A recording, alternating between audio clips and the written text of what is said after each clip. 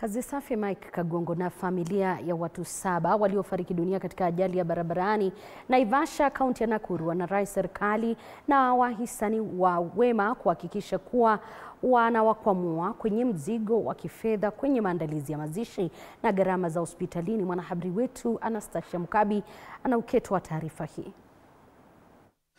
Familia ya Muturi inaendelea kuomboleza kwa kuhangaika kufuatia vifo vya wapendwa wao 6 katika ajali iliyotendeka kwenye barabara ya Naivasha walipokuwa wakitoka kuandaa mazishi ya mjomba wao. Familia hiyo sasa ikiomba msaada wa kuwazika wapendwa wao. Kuna gharama juu tuko na bill ilikuwa Nakuru ya mili miwili yenye ilipelekwa Nakuru, na hawa wengine 4 wako Naivasha.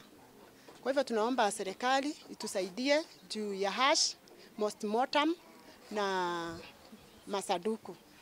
Katika ajali hiyo mtoto wa jirani wa Muturi pia inaomboleza, wakijiandaa kufanya mazishi Ijumaa ijayo, huku familia ya Muturi wakiandaa kuyafanya mazishi ya pamoja Jumanne ijayo. Wangu walikuwa pamoja na wenye walipata accident.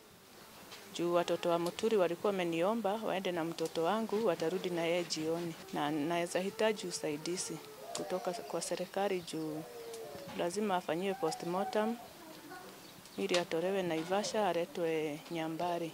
Mbunge wa eneo bunge la Limuru John Kirago ameapa kujizatiti kusaidia familia zilizoathirika kufuatia ajali hiyo, huku akiwaonya wanasiasa kutotumia msiba huo kujiimarisha kisiasa. Sisi tutachukua jukumu hii kuhakikisha tuko na njia ya kuwasaidia, na sana hata ya yule alikuwa anafanya kazi hapa kwa Muturi.